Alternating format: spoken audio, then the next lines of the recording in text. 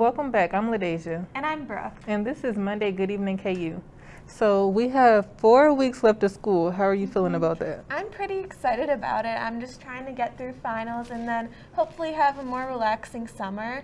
For my finals, I've been seeing a lot more projects than tests, which is a good thing because I kind of know what I'm getting myself into and can start preparing for those finals. Are you ready for finals and the end of the year? Yeah, I actually really am ready. So I'm also seeing a lot of project-based assignments around this time, and it's actually a lighter load. You would think that it'll be more stressful since we only have 4 weeks left, but for me, I've just been like riding the wave, maybe because I've been in school so many months now. I'm just really excited. Kind of getting the hang of things by now. Yes, for sure. Yeah.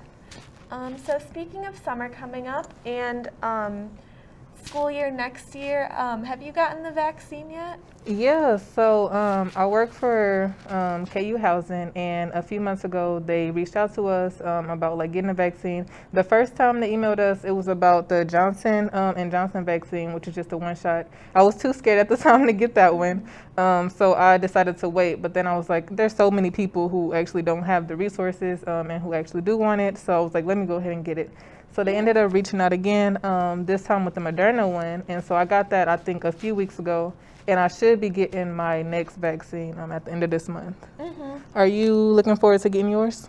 Yeah, I haven't gotten mine yet, but I am on the lookout for it, and I'm really excited with how rapidly they've been able to get them out to students. Yeah, for sure. I just seen an email from Protect KU today, and they were talking about how they have vaccines ready for students now. That's awesome. That is really exciting. So speaking of summertime, a lot of tulips around campus. Oh yeah, they're so pretty. Yes, like I've just been like walking around and I've just been seeing, like it seems like they just popped up out of nowhere, really. Really? Yeah. I've seen a lot of red and yellow ones. Kind of reminds me of the Chiefs. Yes, that is definitely reminded me of the Chiefs. And I am from Kansas City, so that's exciting for me. Yeah. Yes. Yeah, I've been seeing a bunch near the Watson Library and then also over by the Kyle Fountain.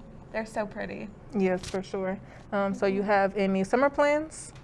I think I'm going to try to take a few online classes just to knock a few out before so I can have a lighter load next year. Do you know what you're going to be doing over the summer?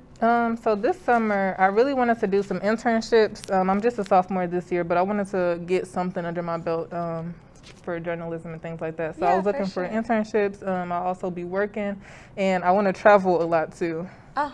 Especially with the vaccines and stuff. That's awesome. Okay, after the break, we'll take it over to news.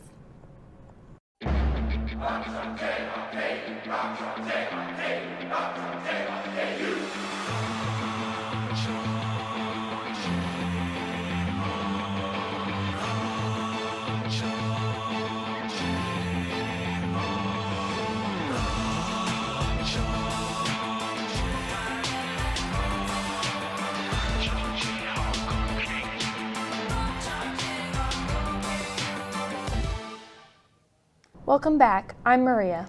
And I'm Caroline. This is your Monday Good Evening KU News Update. A police officer shot and killed a driver during a traffic stop in Brooklyn Center, Minnesota yesterday. Not long after the deadly shooting, hundreds of protesters gathered at the scene holding Black Lives Matter signs. Travelers are eager to take a cruise as bookings are increasing, and Carnival and Norwegian shares gained 9% and 10% last week. However, the CDC has yet to give the go-ahead for ships to sail to and from U.S. ports. India's daily COVID-19 infections are the highest in the world, but still nearly 1 million gathered today to take a holy bath in India's Ganges River. The crowd continued to surge as police continuously appealed to people to maintain social distancing. Britain's Prince Harry paid tribute to his grandfather, Prince Philip, describing him as a man of service, honor, and great humor. Prince Harry will be attending the funeral, but his wife, Meghan, will not be present due to being pregnant. The Spencer Museum of Art has been awarded $20,000 from the National Endowment for the Arts to research the exhibition Bold Women, Changing the World and Art, an exhibition that will foster conversation of race and gender. KU will celebrate its 109th homecoming on October 13th through 16th. A theme and schedule of activities have yet to be selected, but the events may include a combination of both virtual and in-person. That's all we have for today, and now to Nancy for sports. Thanks, Maria. In KU sports, the tennis team dropped a close match to number 10 Baylor yesterday, falling 4-3 at the Jayhawk Tennis Center. Kansas has now dropped 4 matches in a row and will close out the regular season with home matches against Oklahoma and Oklahoma State this Friday and Sunday. Bad weather forced the men's pole vault competition at the Tom Botts Invitational in Columbia, Missouri to move inside, but that didn't stop Zach Bradford from breaking his school record. Bradford cleared 19 feet 3/4 of an inch to become the #1 performer in NCAA history. Kristen Bryant won the women's pole vault with a mark of 12 feet 10 inches. Freshman Tavian Chausenberger went 6 for 6 on Saturday to lead the baseball team to an 8-7 extra inning victory over Oklahoma. Unfortunately, the Sooners won the series, taking 2 out of 3. The Jayhawks are now 18-13 overall and are scheduled for 5 games at home this week. Air Force will be at Hoagland Ballpark on Tuesday and Wednesday, with Baylor set for a weekend series. The softball team took 2 out of 3 from Kansas City this weekend to raise the record to 19-15. The Jayhawks will play Missouri on Tuesday in Columbia before returning to Arocha Ballpark for a weekend series against Texas Tech. In basketball, 3 more players announced their intentions to move on from Kansas athletics. Junior Ochai Abaji and redshirt freshman Jalen Wilson each said they were going to explore their opportunities in the NBA draft, while freshman Latrell Jossel joined Tristan Enaruna, Tyon Grant Foster, and Jethro Muscadine in the transfer portal. Neither Abaji nor Wilson will hire an agent, meaning they can return to KU if they don't think they will be drafted. That's it for sports. After the break, Anna will be here with the weather.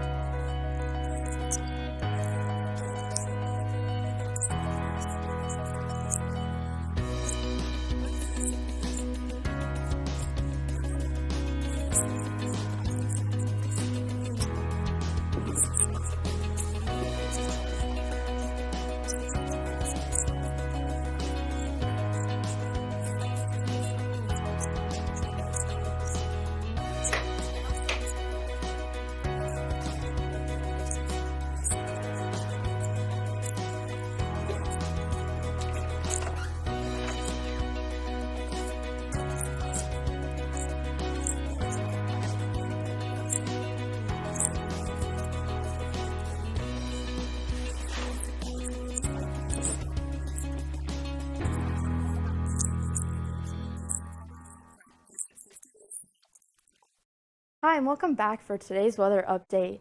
Right now outside we have plenty of sunshine and weather is at about 61 degrees with great temperatures and just a little breeze at 10 to 15 miles an hour.